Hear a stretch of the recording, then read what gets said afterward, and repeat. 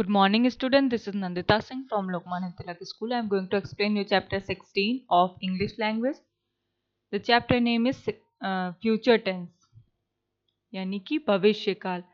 इसका first part मैंने कल आपको पढ़ाया था, जिसमें मैंने आपको बताया था सिंपल फ्यूचर टेंस के बारे में, जिसमें विल और शैल लगता है. आई वी के साथ शैल लगता है, बाकी सारे प्रोनाउन के साथ आपका विल लगता है. जब कोई कंफर्मेशन होता है तो आई वी के साथ भी विल लगता है.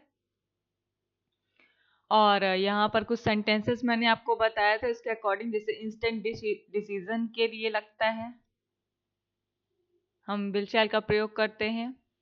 फ्यूचर सिचुएशन प्रेडिक्ट करने के लिए भी यूज करते हैं. और जैसे कि कोई अजम्पशन करने के लिए I don't think, I expect, I am sure, इस तरीके के जो वर्ड्स होते हैं उनके साथ भी हम फ्यूचर टेंस का यूज करते हैं. कंडीशनल सेंटेंसेस के साथ भी हम फ्यूचर टेंस का यूज करते हैं, जैसे कि पॉसिबिलिटी होती, कोई पॉसिबल सिचुएशंस होती हैं, रियलिटी होती है, उसके साथ हम फ्यूचर टेंस का यूज करते हैं. ये सब मैंने आपको कल बता दिया था. फिर मैंने ये एक्सरसाइज आपको बताई थी कैसे हम प्रेजेंट टेंस को कैसे हम फ्यूचर में चेंज कर रहे थे. सिंपली आपका रूल ये है कि विल और शैल के साथ वर्ब की फर्स्ट फॉर्म लगती है. विल और शैल के साथ वर्ब की फर्स्ट फॉर्म लगेगी. आई के साथ विल भी लगता है, शैल भी लगता है. अगर कहीं कंफर्मेशन होता है कि मुझे ये करना, ये काम मैं करूँगा, ये कंफर्मेशन है, तो उसके साथ हम आई के साथ विल लगाते हैं. फिर मैंने आपको यहाँ पर बताया था कि प्लूरल नंबर के साथ भी विल लगता है. यहाँ पर नकुल जो कि ही था उसके साथ विल लगा था. डायरेक्टर्स जो कि प्लूरल था उसके साथ भी विल लगा था. दे के साथ भी विल लगा था. वी के साथ भी शैल लगा था. विल भी लगा सकते हैं, लेकिन मोस्टली आप शैल ही लगाइए. यहाँ पर एक वर्ड मिसिंग हो गया था, तो मैंने यहाँ पर आपको बता दिया था इन हॉलीडेज होगा. आज है हमारा topic future continuous tense. Future continuous tense, जैसे कि अभी तक आप कॉन्टिन्यूअस टेंस पढ़ते चले आ रहे हैं, जिसमें हमारे वर्ब में आईएनजी लगता है. अभी तक हमने प्रेजेंट कॉन्टिन्यूअस में पढ़ा था कि is am are plus verb में आईएनजी लगा था. पास्ट कॉन्टिन्यूअस में पढ़ा था कि वॉज वर्ब प्लस वर्ब में आईएनजी लगा था. अब हम फ्यूचर टेंस में ये देखेंगे कि यहाँ पर ना तो इज एम आर यूज हो रहा है, ना तो वॉज वर्ब यूज हो रहा है. तो यहाँ पर हमारा क्या यूज हो रहा है, यहाँ हेल्पिंग वर्ब कौन सा यूज होता है, विल शैल यूज होता है. तो हम उसी से कनेक्ट करके कॉन्टिन्यूअस बनाएंगे. Will shall plus B E be लगता है और प्लस वर्ब में आईएनजी लगता है. जैसे कि सेंटेंस है, she will be working tomorrow for presentation. कर रही होगी, रही होगी इसका मीनिंग आता है ट्रांसलेट करने पर, she will be working tomorrow for presentation. The next one, I will be teaching the children in the evening. Next, they will be eating biryani for the dinner tonight. तो यहां पर आपने देखा कि will, shall plus be plus verb में आपको simply ING लगाना है. जहां पर भी कॉन्टिन्यूअस होता है वहां पर हमेशा आईएनजी लगता है.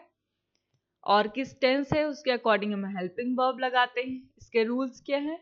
First is, it is used to express an action that will be going on at a given point of time in the future. ये ऐसे एक्शन को एक्सप्रेस करता है जो कि किसी पर्टिकुलर टाइम में फ्यूचर में होने वाला है.